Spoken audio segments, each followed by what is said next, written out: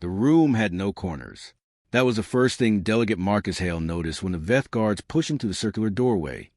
Everything curved, everything soft, as if the entire station had been designed by someone who was deeply afraid of edges. The walls breathed a faint bioluminescent blue. The floor was warm under his boots, almost alive, like standing on the back of something sleeping. They had taken his boots 30 seconds later. Standard protocol, the lead guard said. Her name, according to the translator chip humming behind Marcus's left ear, was Sorrow of Stillwater. Though she introduced herself simply as Sorrow, the way a surgeon might introduce themselves by first name alone. Professional, efficient, carrying the quiet authority of someone who had never needed to raise her voice. Sorrow was tall, not dramatically tall, not the kind of tall that belonged in a movie, but the kind of tall that made you recalibrate the room.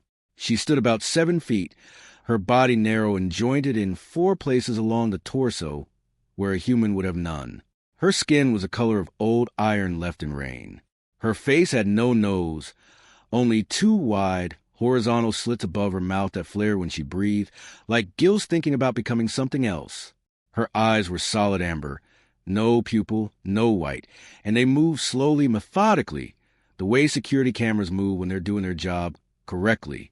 Behind Sorrow stood 3 other guards, all Veth, all armed with instruments Marcus had no name for. Not guns exactly, not blades. Something between the 2 long, tapered objects that hummed at a frequency his chest recognized even if his brain didn't. They had already taken his service sidearm, his emergency blade, the small EMP disc strapped to his left forearm, the secondary blade in his boot, the tertiary blade behind his right ear, a thing so small most human security teams missed it on a scan. The Veth had found it in 4 seconds. You carry a great deal of harm, Sorrow observed, not with judgment, but with the tone of a biologist noting that a particular creature has an unusually high number of defensive adaptations. I'm a diplomatic envoy, Marcus said. Where I come from, that's the same thing as a target. Sorrow tilted her head at an angle that would have been impossible for a human neck. Where you come from, she repeated. Diplomats are targets. Sometimes. And so you arm yourself, when the alternative is dying. Yes. She considered this. Her gill slits flared twice in quick succession. The Veth equivalent, Marcus had been briefed of a frown. On Veth Prime, a diplomat who carries weapons is considered confession. A confession of what? That they do not believe in the conversation they came to have. Marcus had nothing to say to that. So he said nothing. He had learned, in 11 years of off-world diplomatic work, that silence was often the most complete sentence available. They processed them efficiently. Every item placed in a sealed container of soft, organic material that sealed itself shut when full, like a mouth closing. His belt, his jacket with its 7 hidden pockets, his watch, which was not only a watch, his wedding ring, which was only a wedding ring, though the scanner took 40 seconds to confirm this, and for those 40 seconds Marcus felt something move through him that was not fear exactly, but lived in fear's neighborhood. When they were done, he stood in the curved room in a thin underlayer of gray fabric, what he'd been wearing beneath everything else. No shoes, no jacket, no tools of any kind. He looked like a man who had just lost an argument with the ocean. This way, Sorrow said. She led him down a corridor that curved continuously to the left, so gently that you didn't notice you were turning until you realized you were facing a completely different direction than when you'd started. The walls here were covered in something Marcus could only describe as writing, though not the kind that moved horizontally across the surface. This writing moved in circles and spirals, in overlapping rings that pulsed softly as you passed them, as if the text itself was breathing. What does it say? Marcus asked. Sorrow glanced at the walls the way people glance at something they've stopped seeing. It says what the station is, she said, which is a place where disagreements are resolved without violence. A pause. We find it useful to be reminded. Do disagreements here often require reminding? Sorrow's gill slits flared again. You are the first human we have brought to Ether Station, she said, which was not an answer, but felt like one. They arrived at a door, an actual door, rectangular, the only one Marcus had seen since entering, and Sorrow stopped. She turned to him with her slow amber eyes and studied him for a moment with an expression Marcus couldn't read. Not hostility, not warmth, something more technical than either. "You are here because your government requested mediation," she said. "Between your people and the call." Marcus nodded. The call, a species he had never met, had only read about in files that were 60% redacted. What he knew, they were older than the Veth. They communicated through something that was not sound and not light, but occupied the space between both. They had been in conflict with the human colonies on the Reach for 3 years. Not war exactly, but something worse than disagreement. A slow, systematic dismantling of everything humans had built at the edge of explored space. Infrastructure, supply lines, the quiet architecture of survival. No shots fired, no bodies, just erasure. "I understand," Marcus said. "You do not," Sorrow said without cruelty. "Not yet, but you will be given the opportunity." She opened the door. "The call representative is already inside. It has been waiting for 4 of your days." Marcus looked at the open door. Beyond it a room, larger than the stripping room, the same curved walls. But the bioluminescence here was different, warmer, more amber than blue, and in the center of the room, something that sat the way a storm sits before it decides what to do. "One more thing," Sorrow said, and her voice shifted just slightly, just enough for Marcus to notice. "The call representative knows you were disarmed. It requested the confirmation." A pause. It seemed to find the information comforting. Marcus looked at her. "I'm sure it did," he said, and he walked through the door. The call did not look like what the files had suggested. The files, the 40% that was redacted, had described them as gaseous, diffuse, present in the way that weather is present. Everywhere and nowhere, more phenomenon than creature. Marcus had prepared himself for something that filled a room the way smoke fills a room, something you would have to address as a presence rather than a person. What he found instead was a shape, not a fixed shape, not a comfortable shape, but something that had chosen, in this moment, to gather itself into approximate solidity, the way water, given the right temperature and pressure, chooses to become ice. The call representative occupied roughly the space that a large armchair might occupy, but it had no interest in looking like a chair. It pulsed. It shifted. Its edges were not edges so much as suggestions, places where whatever was made of grew less certain about itself and faded into the amber-lit air. Within the mass, Marcus could see what he could only call structure, not bones, not organs, but geometry, angles and side angles, shapes nested inside other shapes, rotating slowly, the way the inner workings of a clock move if you remove the face. It was mesmerizing in the specific way that looking at something dangerous is mesmerizing. You keep looking not because it's beautiful, but because some part of you believes that if you look away, you will miss the moment it decides to stop being patient. It had no face. Nothing that announced itself as a face. But there was a region, a particular area of the mass, that oriented toward Marcus when he entered the room. And that orientation felt like attention, like being looked at by something that didn't need eyes. The translator chip hummed. Then it produced something that was not quite language. A series of vibrations that arrived not at Marcus's ears, but somewhere deeper, the back of his throat, the base of his sternum, a frequency that the human body recognized as meaningful without being able to say why. The translation came a moment later, rendered in flat, careful English. "You are smaller than expected." "I get that a lot," Marcus said. He walked to the center of the room and sat, cross-legged on the floor, because there was nothing else to sit on, and standing in a negotiation always reads as aggression. He had learned that from a Veth cultural briefing. He suspected it applied here too, though for different reasons. The call shifted. That attention region oriented downward, recalibrating. "You sit on the floor," it observed. My host removed my boots. "The floor is warm." Seemed reasonable. "Your host removed your weapons." "Yes." "You allowed this." "I didn't have much choice." A long silence, long enough that Marcus counted his own heartbeats. 17. "Choice," the call said, through his chest, through the strange hollow of his sternum. "This is a word your kind uses extensively. We have reviewed your communications. 12 years of diplomatic transcripts. 342 personal correspondences recovered from the Reach colonies. You use this word more than any other. Choice, chose, choosing, as if the ability to select between outcomes is the most important fact about a person. Marcus said nothing. He was listening. We do not have this word. The call continued. We have a word that means the configuration which emerged from all prior configurations. This is what your word choice refers to. In our understanding, not selection, not freedom. Simply what happened next, given what happened before. That's determinism. Marcus said carefully. It's a philosophical position humans have debated for centuries. Many of us don't agree with it. Many of you do not agree with arithmetic either. The call replied, this does not change arithmetic. Marcus almost smiled. He stopped himself, not because smiling was dangerous, but because he wanted to, and wanted to smile at the entity that had been systematically destroying 3 years of human colonial work. Felt like something you should think about before he did it. You've been dismantling our infrastructure at the Reach, he said.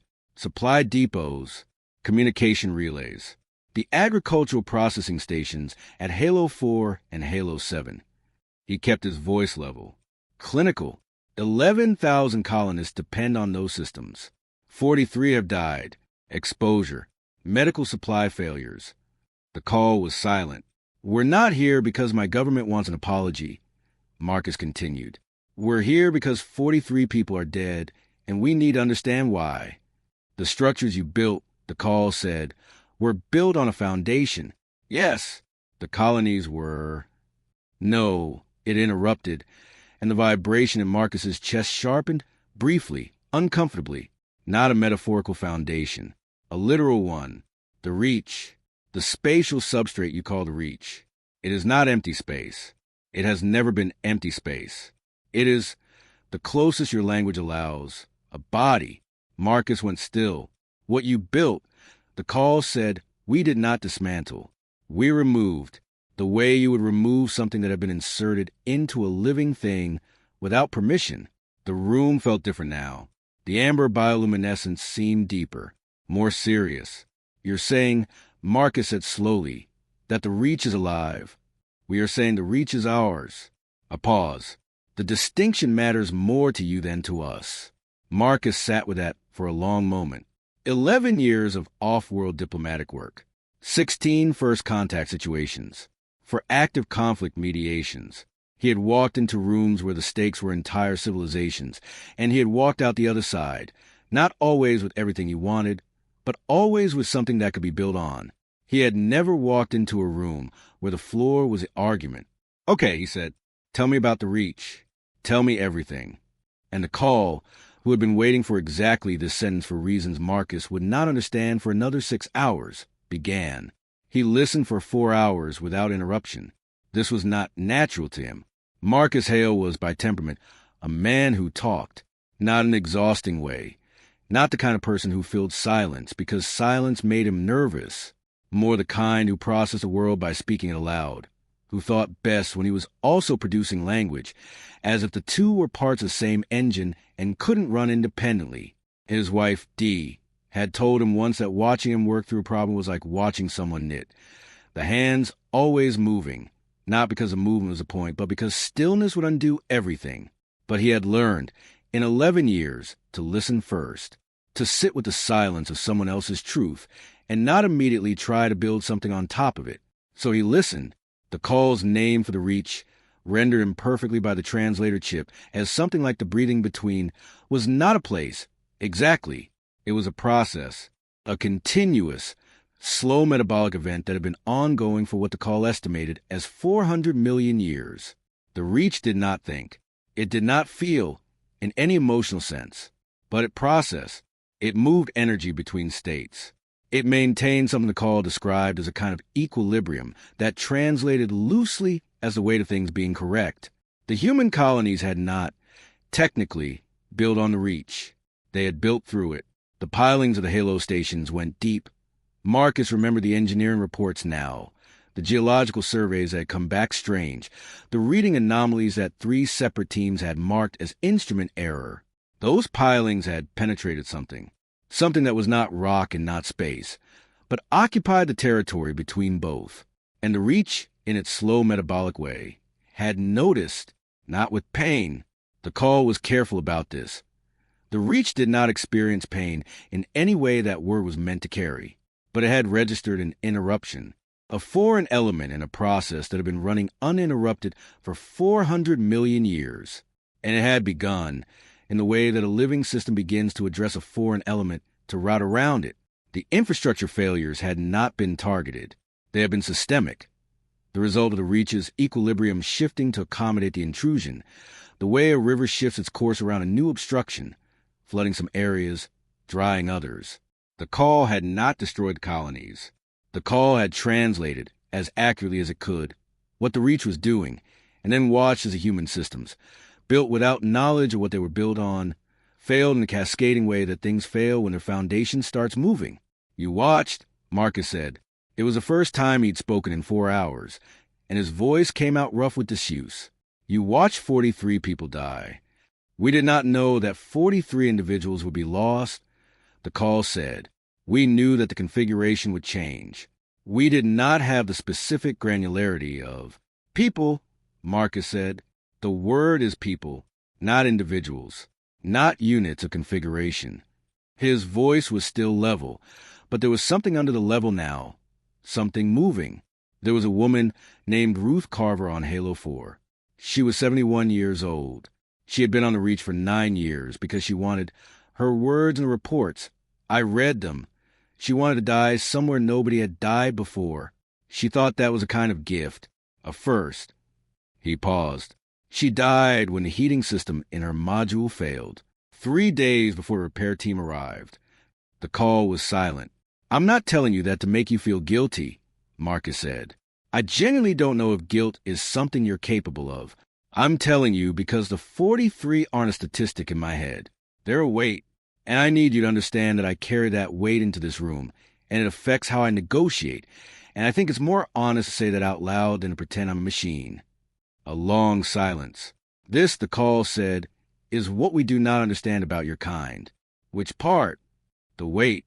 You describe loss as a physical thing, something that alters the body, changes the posture of the mind. Its geometry shifted, the shapes within shapes rotating at a different frequency, something Marcus was beginning to recognize as a call equivalent of thinking visibly. We do not carry loss. We contain it. There is a difference. What's the difference? When you carry something, it changes where you go. When you contain something, it becomes part of what you are, but it does not steer." Marcus thought about that. "I'm not sure that's better," he said. "We are not sure it is either," the call said. And for the first time, something in its translated voice carried a texture that wasn't flatly philosophical. Something that sat unexpectedly in the neighborhood of tired. Marcus noticed this. He filed it. He was, despite everything, still do his job. "The Reach," he said. "If we understand what we built through, if we understand what disruption we caused, is there a way to correct it? To rebuild in a way that doesn't compromise the equilibrium? This is what we came to discover," the call said. "Then we have the same goal." We did not say the goal was the same. We said the question was the same. A pause. Goals require choice.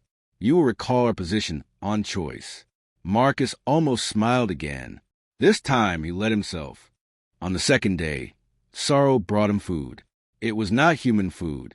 It was a Veth preparation, something gelatinous and faintly luminescent, served in a bowl made of what appeared to be compressed air. The bowl held its shape for exactly as long as the food was in it, and then dissolved, silently, into the floor. Marcus ate it without complaint. It tasted like cold salt water and something floral he couldn't name, and it made his vision sharpen briefly in a way that felt chemical but not unpleasant. "How is the dialogue proceeding?" Sorrow asked. She stood in the doorway with the posture of someone who wanted to know, but understood that asking directly was a kind of intrusion. "It's proceeding," Marcus said. "The call rarely speaks for this length of time with a single interlocutor. I notice you have not slept." "I sleep when there's a pause," Marcus said. "There haven't been many pauses." Sorrow's gill slits flared. Not the quick double flare of concern. Something slower, more ambiguous. "We built ether station for exactly this purpose, she said. For moments when two kinds meet and have no shared language for the thing they need to discuss. We have hosted 47 mediations in the station's existence. A pause. Most take longer than 2 days. How long do they usually take? The longest ran for 6 years. Marcus looked at his dissolving bowl. The colonies have maybe 4 months before the infrastructure failures become unsurvivable. I know, Sorrow said. This is why we made the station warm. He looked at her. Temperature, she said, is one of few things all biological beings respond to the same way. Warmth communicates safety at a level below language, below thought. We find that warmer rooms produce shorter mediations. A pause. It is a small tool, but small tools are often the most precise. She left. Marcus sat with that for a moment. The image of the Veth building warmth into their architecture of peace, not as comfort, but as engineering. The kind of thinking that came from 47 mediations, from 6-year negotiations, from generations of watching beings fail to understand each other and try and design around that failure. He went back to the call. On the second day, they stopped talking about the reach and started talking about maps. Specifically, the call had a map, not a cartographic map, not a representation of space arranged on a surface. Something more like a musical score. If a musical score captured not sound but the relationships between energetic states across 400 million years of slow cosmic metabolism. When they tried to show Marcus this map, the translator chip overloaded for 11 seconds. When it came back online, Marcus was on the floor. Not from pain, from the specific, strange vertigo of having your concept of space briefly replaced by something that had no room in it for individual objects. Just flows, relationships, currents of energy moving between states and patterns so old they made geology feel young. Okay, he said from the floor. Let's try that differently. The call waited. That attention region oriented down toward him was something Marcus was increasingly reading as patience. Not the passive patience of waiting for something to be over, but the active patience of something that had learned, over a very long time, that things came around if you let them. I need a human scale version, Marcus said. I need you to show me where the colonies are in your map. Specifically, show me the halo stations like they're notes in your score. And then show me what it looks like around them, what's being disrupted. Give me the smallest version of that picture that still captures what matters. The call was silent for a long time. This has not been attempted. It finally said, "That's fine. Most useful things haven't been." Another silence. Then, slowly, the geometry inside the call began to shift. The nested shapes changed their rotation. The angles folded differently. And from the space in front of the call's attention region, something emerged, not a physical object, but a structured emission of whatever the call was made of. Light adjacent, sound adjacent, neither. It hung in the air between them, and it was not simple but comprehensible. Marcus leaned forward. "That's Halo 7, he said, pointing to a cluster of disturbance patterns, a tangle of what looked like cross currents, like two rivers meeting without having agreed on direction.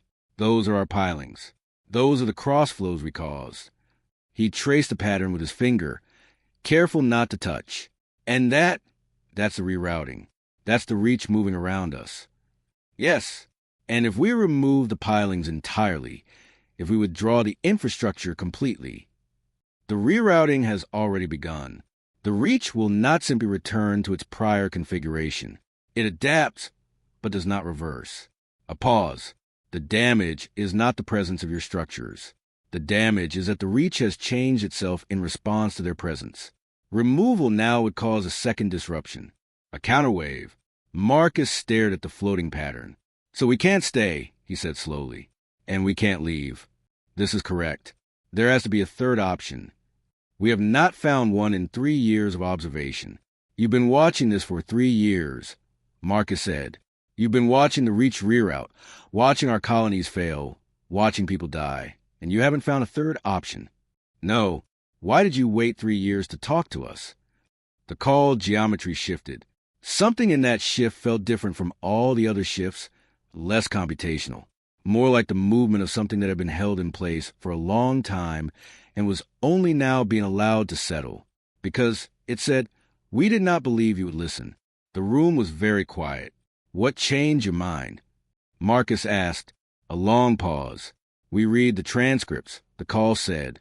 "We read 12 years of your diplomatic history, and we found, in all of it, one consistent pattern. Its geometry stilled. The way the call went still when it was about to say something it had been preparing for a long time. Every negotiation your kind entered without weapons, you resolved. Every one you entered armed, you did not." Marcus sat with that. "We enter everything armed," he said. "It's our nature." "Yes," the call said, "which is why we asked that your weapons be removed before you entered this room." Marcus looked at the floating map of the Reach, the cross currents, the rerouting, the pattern of a living thing trying to accommodate something it hadn't asked for. "And without my weapons," he said quietly, "you thought I might listen." "We hope," the call said. It is not a word we use often. But in this case, yes, we hoped. That night, station night, which the Veth marked by dimming the bioluminescence to a deep, slow pulse, Marcus did not sleep. He sat in the small chamber they had given him and spread the call's map across the floor of his mind the way you spread a physical map across a table, trying to see the whole thing at once, trying to find the edge that told you where you were. The problem was structural, not political, not even ethical, though the ethics were complicated enough. Structural. In the engineering sense, you had a system in equilibrium that had been disrupted, and the disruption had already caused the system to adapt, and now any further action, stay or leave, would cause a second disruption that would likely be worse than the first. In engineering, this was called a lock configuration, a state from which every available move made things worse. You couldn't optimize your way out of a lock configuration. You couldn't negotiate with the physics. But Marcus was not an engineer. He was a man who had spent 11 years finding the move that wasn't on the list. He thought about D. This was not unusual. He thought about D in most of his quiet moments, not from longing exactly, though longing was present, but from the specific comfort of thinking about someone who knew you well enough that imagining them was almost the same as consulting them. Dee was a structural biologist. She studied the way proteins folded, the specific, recursive problem of how a string of amino acids chose its final shape. It was a problem that had preoccupied science for decades, not because the shapes were mysterious, but because the rules that governed them were so sensitive to starting conditions that the same string could fold differently depending on circumstances, so small they bordered on the philosophical. Dee's favorite thing to say about proteins: they don't solve their folding problem. They find it. He had never entirely understood what she meant by that. He thought he might now. The Reach wasn't broken. It wasn't even damaged in any meaningful sense. It was responding, folding around the intrusion the way a protein folds around a disruption in its environment. The colonies hadn't damaged the Reach. They had become part of its folding problem. And you didn't fix a folding problem by removing the disruption, because by the time you understood the problem, the fold had already incorporated the disruption. The protein had already adapted. Removal left the hole shaped exactly like what you'd taken out, and holes in proteins were worse than irregularities. The third option was a removal, and it wasn't staying. It was accommodation, the specific, deliberate kind, not the Reach accommodating the colonies, but the colonies being redesigned to accommodate what the Reach was becoming. If the Reach was already rerouting around the Halo stations, then the stations needed to be rebuilt along the new routes, not despite the disruption. Because of it, you couldn't fix the fold. You had to fold with it. Marcus sat up. His heart was doing something it rarely did, moving fast for a reason that had nothing to do with danger. The way it moved when he was in the middle of something that mattered, when the pieces were arranging themselves into a shape he could almost see. He needed the call to show him the rerouting patterns in detail. He needed the Veth to connect him with the colonial engineering teams on the Reach. He needed three things simultaneously, which meant he needed to be in three places at once, which meant he needed to start moving now. He stood. The room was dim, deep station night, the floor warm under his bare feet. He walked to the door and opened it. Sorrow was in the corridor, not sleeping, not doing anything he could identify. Simply present, the way the Veth seemed to be present, without urgency, without restlessness, occupying their moments completely. She looked at him. "I need to go back," he said. Her gill slits flared once. It is station night. I know. The call doesn't sleep. I've been in that room for 2 days, and it doesn't sleep. I don't think it can, which means it's in there right now, and I need to talk to it. What has changed? I think I found the third option. Sarah was quiet for a moment. Then, the move that wasn't on the list. Marcus looked at her. We have been listening, she said, without apology. It is our station. This is known to all parties. A pause. We have been listening for 47 mediations. In all of them, the resolution has always come at night. Another pause, something in her voice shifting, becoming less official, more thoughtful. We have a theory about why. What's your theory? During the day, during what any given species treats as its active period, they negotiate, they argue, they construct positions and defend them. Sorrow's amber eyes move slowly, considering. But at night, something loosens. The armor position comes off with the day. And in the loosening, something that couldn't be found in the argument is suddenly visible. Marcus thought about D's proteins. You don't fix the fold, he said, half to himself. You find it. Sorrow tilted her head. I don't know what that means, she said. Neither did I, Marcus said, until tonight. He looked down the curving corridor toward the amber room. Will you open the door? She opened the door. He entered the room with nothing. No boots, no jacket, no blades, no tools, no instruments of any kind. Just himself. The specific, unremarkable architecture of one human being in gray fabric, standing in a warm room at the bottom of a long night. The call was awake. It was always awake. Its geometry turned toward him, those nested shapes rotating in their patient, inexorable way, and the attention region oriented, and Marcus felt a familiar vibration begin in his chest. You've been thinking, the call said. Yes, we have also been thinking. What were you thinking about? The geometry shifted. The word you used. Wait, you said you carry the weight of loss. We have been considering this. The way you used it, not as a metaphor, but as a precise description, as if the mind has mass, as if grief exerts a gravitational force on the trajectory of a person. Yes, that's about right. We do not have mass, the call said. We are a configuration of energetic states. Mass for us is a local and temporary phenomenon. We can choose to have it or not. A pause, and that texture was back. The tired one, the one that didn't belong in a philosophical entity and yet kept appearing there. We wonder, sometimes, if this is a loss. Marcus sat down on the warm floor. You said that before, he said, about containment versus weight. You contain your losses. They don't steer you. Yes, but right now, you're wondering if that's worse. The call was quiet. Here's what I think, Marcus said. I think the reason you reached out, the reason you asked for this mediation after 3 years of silence, is because containment has limits. You can hold something in your configuration for a long time, but eventually the weight of it, even if you don't call it weight, starts to affect the configuration, starts to change the rotation of things. The geometry inside the call had gone very still. All those nested shapes, suspended. 43 people, Marcus said quietly. You contained them. For 3 years you held a fact of 43 people in your configuration, and you told yourself it was not steering you. It was simply part of what you are now. But here you are, in a warm room, talking to a man with no shoes and no weapons. Because even configurations need to resolve. A very long silence. Then the call said, yes, just that. One word. And the word arrived in Marcus's chest not with its usual flat translation quality, but with something additional. A harmonic. A frequency that sat beneath the word, and was not language but was not nothing. The way a note on a piano is both the key being struck and everything else the piano has been through in its life. Marcus let the silence hold for a while. Then he said, I found the third option. And he told the call about proteins.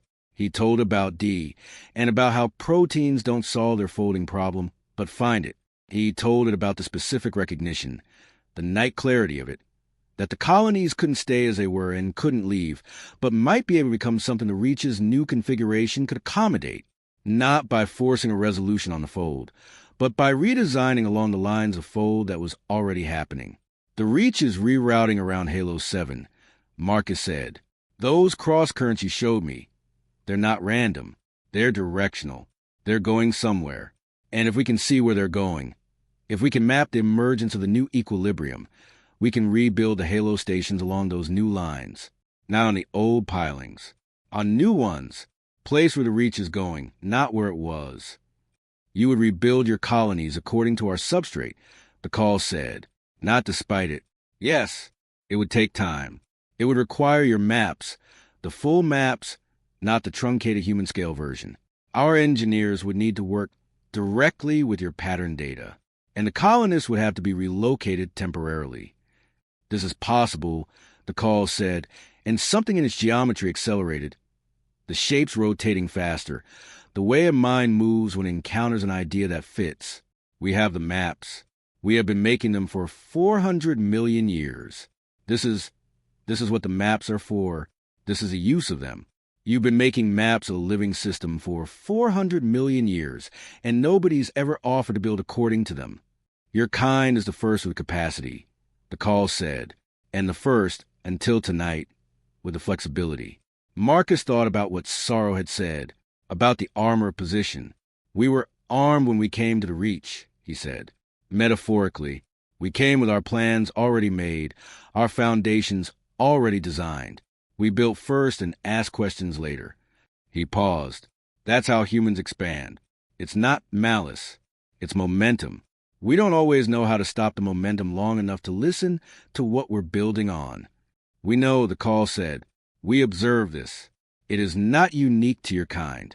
Most species that are young enough to still be expanding carry this momentum. A pause. It is, in its way, a form of hope.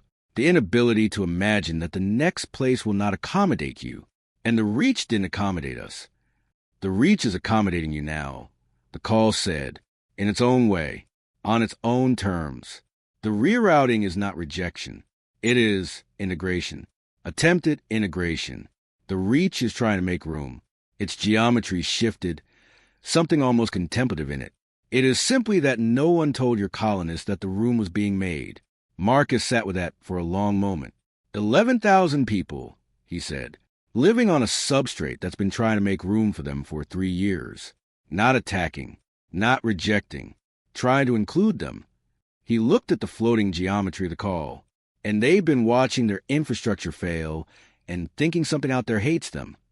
Yes, we need to tell them. Yes, the call said again, and this time the harmonic under the word was something Marcus didn't have a name for, something that lived between relief and the particular tiredness of having held a difficult thing for a very long time and finally, carefully, setting it down. It took 6 more hours to work out the details. Marcus was not an engineer. He was not a xenobiologist or a spatial architect, or any of the dozen things this problem technically required. What he was a man who had spent 11 years learning how to hold a conversation across an impossible distance, the distance between one kind of mind and another, and translate what needed to be done into something that could actually be acted on. The call provided 3 things. First, the full maps, not the truncated human scale version. The actual maps for 100 million years of the Reach's metabolic patterns, rendered in the call's own medium.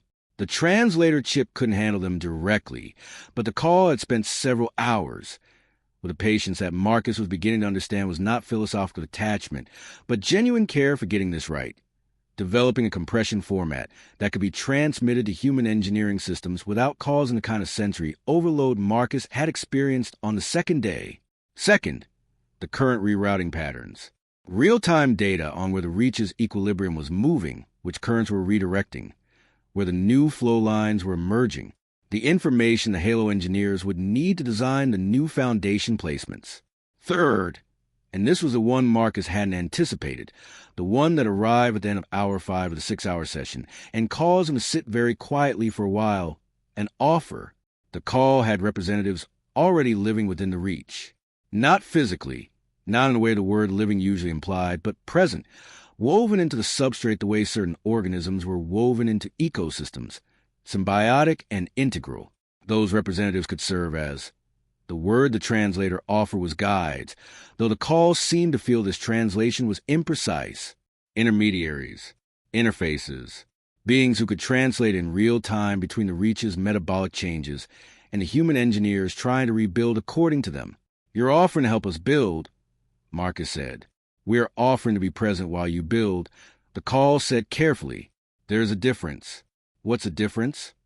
Help implies that the project is yours, and we are assisting. Presence implies that the project is shared, that we are both building something that neither of us would build alone. Marcus thought about this. What would you want, he said slowly, in return for this presence?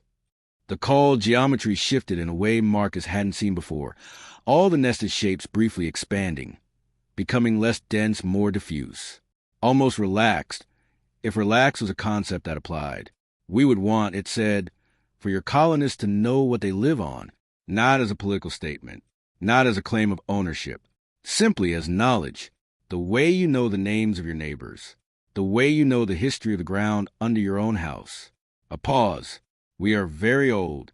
We have seen a great deal of space treated as nothing. We would like the Reach to be known as something. It was, Marcus thought, one of the most reasonable requests he had ever heard. I can make that happen, he said. We believe you can, the call said. We have read your transcripts. On the morning of the third day, Marcus went looking for Sorrow. He found her in the corridor outside his room, the same place she always seemed to be, present and unhurried. He had stopped finding this strange. It fit the Veth architecture of peace. Someone always nearby, not watching over but watching alongside. It's done, he said. Her gill slits flared, the slow, ambiguous kind he still couldn't fully read. Done as in completed, or done as in resolved? Both, I think, mostly. He leaned against the curving corridor wall. His bare feet were cold now that he was out of the main room. The temperature calibration didn't reach this far out. I need communications access.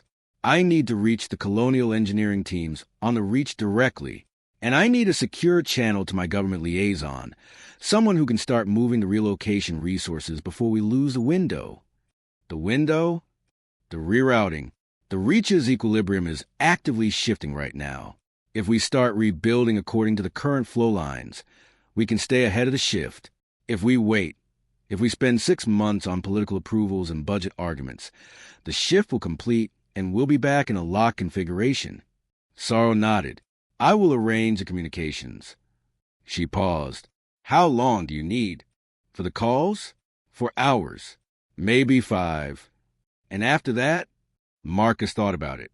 He thought about his boots, sealed in their organic container somewhere in this station, his blade, his sidearm, the small collection of edges and tools he had arrived with, all the careful architecture of a man who operated in dangerous spaces and had learned the particular piece of being prepared. I'll need my things back, he said.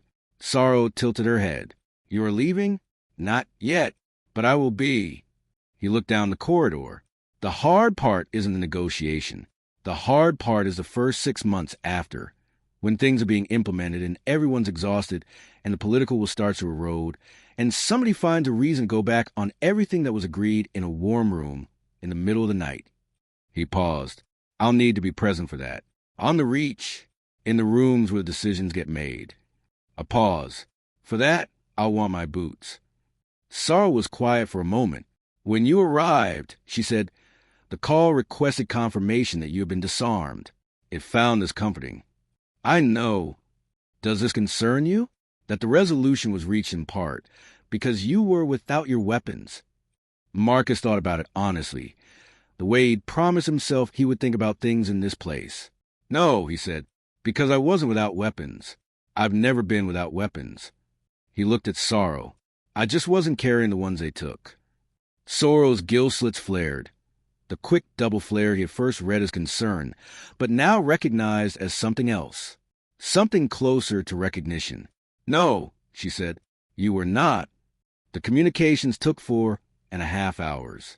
The colonial engineering teams were a mix of exhausted and angry, which was what Marcus had expected. 3 years of infrastructure failures, 43 dead, and now a diplomatic envoy was calling from an alien mediation station to tell them their problems were not technically malicious, that the substrate they had built on had simply been trying to accommodate them all along. The lead engineer at Halo 7, a woman named Christy Farrow with the particular abrasiveness of someone who had been managing a crisis for 36 consecutive months, said, "That's an interesting way to describe the deaths of 43 people." "I know," Marcus said. "It sounds like you're asking me to be grateful to the thing that killed Ruth Carver. I'm not. I'm asking you to understand it. There's a difference." A long silence on the line.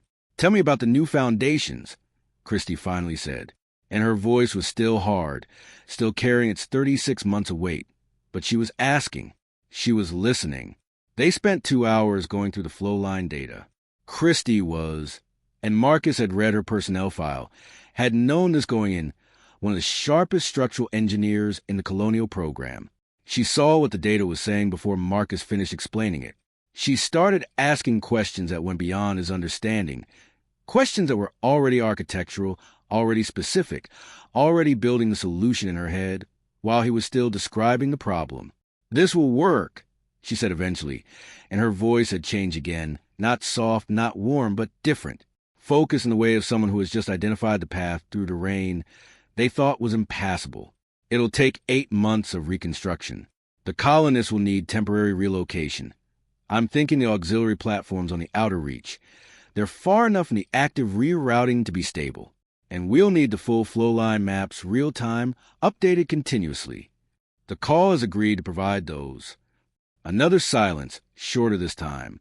"The call," Christy said. "They've been watching us fail for 3 years." "Yes. And now they want to help. They want to be present while we build. They said there's a difference." "Is there?" Marcus thought about the call's geometry, about the nested shapes that had gone very still when he said 43 people, about the harmonic under the word yes, that night at the bottom of the long discussion, when the call had finally set down something it had been holding for 3 years. "I think so," he said. "I think they've been carrying something, in their own way, and this is how they resolve it." Christy was quiet for a long time. "I want to be in the room," she said finally. "When the new foundations go in, I want to be the one to sign off on the first placement. I'll make sure of it." The government liaison call was harder. Not because of liaison, a man named David Park, 10 years Marcus's senior, deeply competent, deeply cautious, was opposed to the resolution. He wasn't. He could see what it offered. But he was a man who operated in political time, in the long, slow rhythms of institutional approval, and Marcus was asking him to move in geological time. Fast, committed, irreversible. "We have a 6-month window," Marcus said. "If we miss it—" "I understand the window," David said. "I'm telling you that some things can't be fast. The Reach doesn't care about our political calendar. The Reach," David said carefully, "is not the only thing that has to be managed here." Marcus recognized this. The unspoken part. This solution required accepting that the Reach was something not just somewhere. Required accepting that what humans had built on the Reach was built on something that had been there first. Something with its own patterns and its own logic and its own, not rights, exactly, but nature. And accepting that would mean changing how the colonial program worked, not just at the Reach, but everywhere. It would mean having the conversation nobody had wanted to have about what it meant to expand into space that was already, in ways that defied easy categorization. Occupied. "I know," Marcus said. "We'll need to have the bigger conversation. I know that. The bigger conversation will take years. The bigger conversation can take years. The Reach can't wait years." Another silence. "Get me the technical package," David said. "Flow line maps, reconstruction plans, relocation logistics. Get it to me in 48 hours, and I'll start moving the pieces." 24, Marcus said. "Marcus." 24, David. "I know what you're capable of." A pause. Something that might have been a laugh. Quickly suppressed. 24, David said. "Get some sleep first. You sound like someone who hasn't slept in 3 days." "I haven't slept in 3 days." "Then sleep? You're no use to anyone exhausted." Marcus ended the call. He sat in the communications room, small, curved, the bioluminescence a cooler blue than the main rooms, and felt the particular, specific weight of 3 days settling onto him all at once. Not unpleasant. The weight that comes when something that has been held in tension finally resolves, when a long note finally lands on its chord. He thought about Ruth Carver, who had wanted to die somewhere nobody had died before. She hadn't gotten the death she wanted, but what she had been part of, what her presence on the Reach had been part of, what all 11,000 of them had been part of, was still a first, still something nobody had done before.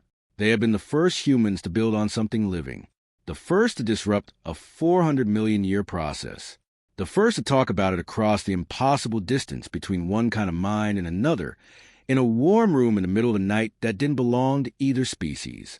And now, they would be the first to fold with it. Marcus thought that Ruth Carver, wherever she was, might have found this satisfactory. He hoped. He closed his eyes. He slept. 8 months later, Marcus stood on the platform at Halo 7 and watched Christy Farrow sign off on the first new foundation placement. It was not a dramatic moment. Physically, a form on a tablet, a signature, a confirmation code entered into a system that sent the go-ahead to the crew below the platform, who were placing the first of the new pilings designed according to the call's flow line data, positioned along the emerging currents of the Reach's evolving equilibrium, built not against the substrate but along it. But Christy held the tablet for a moment before she signed. "It's strange," she said. "What is?" Standing on something and knowing what it is. She looked out at the Reach, the vast, unremarkable expanse of space that looked, to the naked eye, like nothing at all, like emptiness, like the absence of everything interesting. You look at it, and it doesn't look like anything. It just looks like space. "Most things that matter don't look like what they are," Marcus said. Christy glanced at him. "That sounds like something you got off a greeting card." "Probably. I read a lot of greeting cards." She almost smiled, then she signed the form. Below the platform, the crew placed the first piling. Nothing visibly changed. No light show. No seismic response. No indication, to any human sense, that anything at all had happened. Just a metal structure, precisely positioned, going into the dark. But the call, present the way it was present, woven into the substrate, watching from within the Reach itself, sent a signal through the translator chip that Marcus had asked to be patched to the crew communication channel. It arrived not as words, but as frequency, that harmonic, that deep chest resonance that the translator chip rendered simply as correct, not good, not approved, not thank you, correct, the weight of things being correct. Christy heard it through her own comm. The Veth had distributed the translation protocol to the entire colonial engineering team as part of the implementation agreement. She stood for a moment after the frequency faded, her hand still holding the tablet, her expression doing something Marcus couldn't quite categorize. "Does it do that often?" she asked. "Communicate?" "Confirm." Marcus thought about the call in the amber room. Those nested shapes going still, the attention region oriented toward him with its long, patient focus. The harmonic, under the word yes, carrying 400 million years of a particular kind of waiting. "I think," he said, "that it's been waiting to say that for a while." Christy nodded slowly. Then she said, "What happens to the bigger conversation?" "The one your liaison said would take years." "It started," Marcus said, slowly, "the way those things start. Working groups, preliminary frameworks, a lot of people in rooms arguing about definitions. But it started." He paused. The Reach helped, having a specific case, a place where the conversation was already happening practically, gave the abstract arguments somewhere to stand. And the call? Are they part of that conversation? They've been invited. They're considering. A pause. They consider things very carefully. It's not avoidance. It's just their time scale. Christy looked out at the Reach again. "For 100 million years," she said, half to herself, "give or take. And we've been here for, 12 years? 11 at the Reach.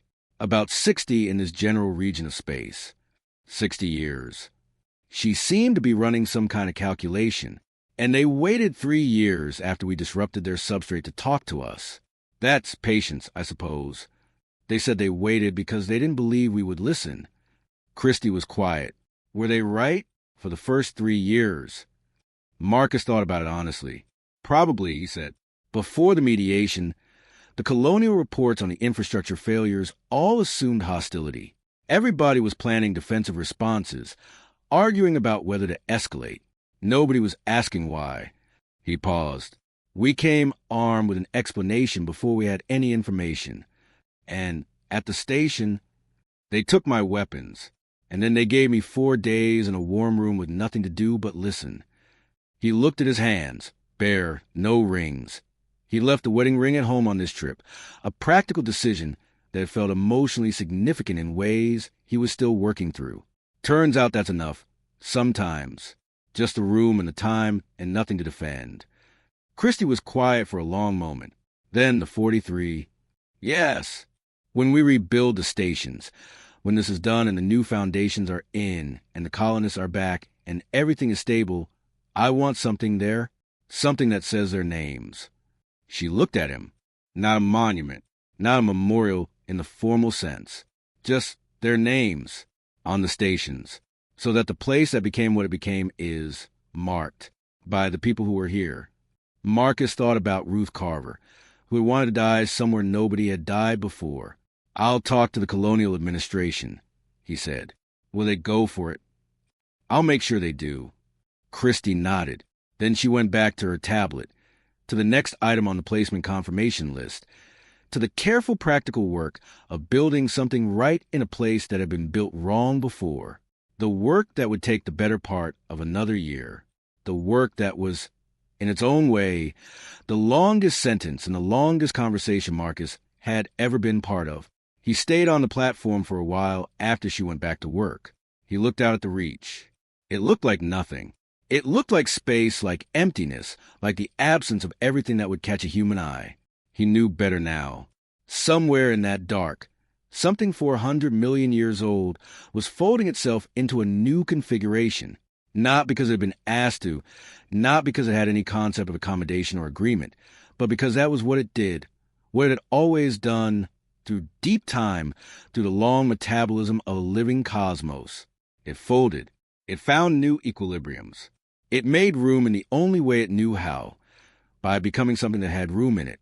The colonists would rebuild along those new lines. The names of the 43 would be on the walls. And somewhere on a Veth station, a room that had been kept warm for 47 mediations would be kept warm for whoever came next. The next two kinds who needed to be stripped of their certainties and left in a quiet space long enough to hear each other. Marcus thought about what he had brought into that room. Not his sidearm, not his blade, not any of the tools they had taken and sealed and returned him on the morning of the 4th day. The organic container opening like a mouth, releasing something it had been keeping safe. What it brought was a specific, unremarkable architecture of 11 years of listening. The knowledge that silence was a sentence. The weight, the actual steering gravitational weight of 43 people whose names he carried without being asked. The ability to sit on a warm floor in someone else's space and not fill it with his own noise. They had taken his weapons. They hadn't known, none of them had known, that what they were left with was already more dangerous than anything they could have confiscated. Not dangerous in the way of edges and force. Dangerous in the way of water.